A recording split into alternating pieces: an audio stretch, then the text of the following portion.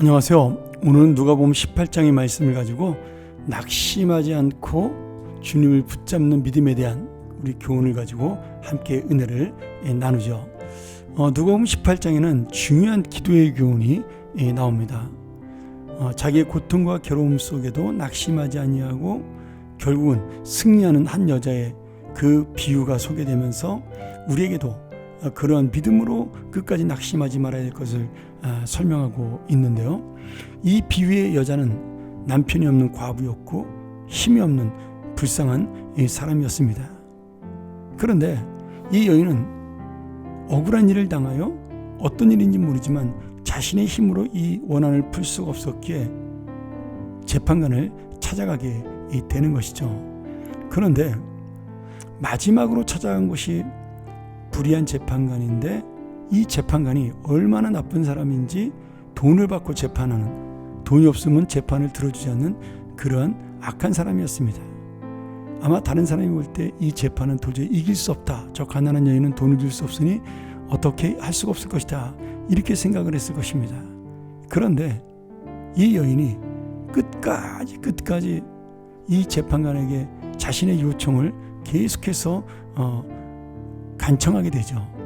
처음에 이 재판관은 뇌물을 바치지 않았기에 과부의 탄원에 대해 거절하지만, 그래서 희망이 없던 것처럼 보였고 끝난 것처럼 보였지만 이 과부는 정말 이 재판관이 마지막 희망이었기 때문에 그가 돈만 알든 하나님을 두려워하지 않든 정말 이 여인에게는 상관이 없었고 희망만이 보였기에 어떻게든지 자기의 억울한 사정을 들어달라고 조르며 이 재판관을 괴롭히기 시작을 한 거죠. 그래서 이 재판관도 결국은 과부에게 항복을 하고 그 소원을, 그 요청을 들어주게 됩니다. 참 여기 재밌는 단어가 나오죠. 괴롭게 하니, 이 여인이 나를 괴롭게 한다. 계속해서 간청을 하니까 마음이 괴로운 거죠.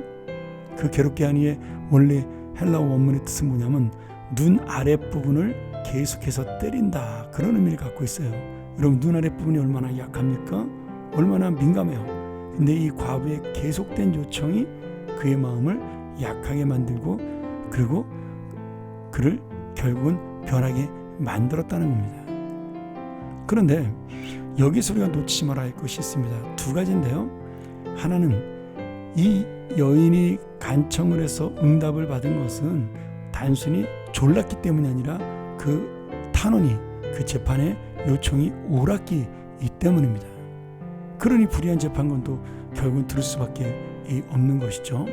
또 하나는 이 본문의 원래 진짜 중요한 의미입니다. 여기 1절에 보면 항상 기도하고 낭망하지 말아야 될 그런 이유에 대한 설명을 하고 있는 거죠. 이 말씀이 뭐냐? 누가복음이 지금 AD 60년에서 70년 1세기경에 가장 핍박을 받던 시대에 쓰여진 이 성경입니다. 로마의 황제 상배가 극에 달했고, 그래서 유대인들의 핍박이 심하고 로마인들의 핍박이 심한 그런 시대에 이 성도들은 예수님의 재림을 기대하면서 살았어요. 근데 아무리 기다려도 예수님이 오지 않는 겁니다. 그래서 지금 이 말씀을 기록한 누가가 우리는 언제 예수님이 오실지 모르지만 예수님이 재림하시는 날까지 낙심하지 않고 기도하는 것이 중요하다는 의미로 이 비유를 기록하게 된 것입니다. 오늘 여러분, 우리가 응답이 올 때까지 열심히 기도하는 것 굉장히 중요합니다. 그런데 응답의 때가 오기까지 낙심하지 않는 믿음은 더 중요합니다. 오늘 어려움 속에 주님 앞에 간절히 구하며 아직 응답받지 못하는 하나님의 사람들이 있습니까? 오늘 이 과부의 비유가 소망되시기를 소원합니다. 이 과부는 낙심하지 않았어요. 마지막 희망마저 내가 포기하면 끝이라고 생각을 했기에 오늘 이 과부는 끝까지 악한 그 재판관에게 매달린 겁니다. 오늘 여러분, 하나님은 악한 재판관이 아닙니다. 우리를 사랑합니다.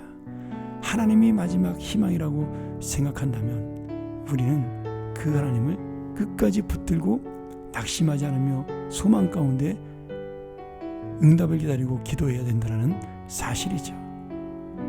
오늘 여러분, 과부와 우리의 공통점이 뭐예요? 마지막 희망이에요. 과부는 불의한 재판관이 돈만 하는 그런 역겨운 사람이지만 그를 끝까지 붙들 수밖에 없는 것처럼 우리는 우리를 사랑하시는 주님을 끝까지 붙들 수밖에 없습니다.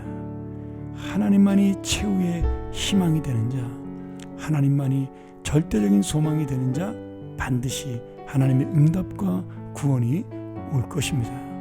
오늘 다시 한번 이 믿음의 배수진, 낙심하지 않는 소망의 배수진이 바로 우리의 배수진이 되기를, 믿음의 마지막 희망이 되기를 간절히 축원합니다.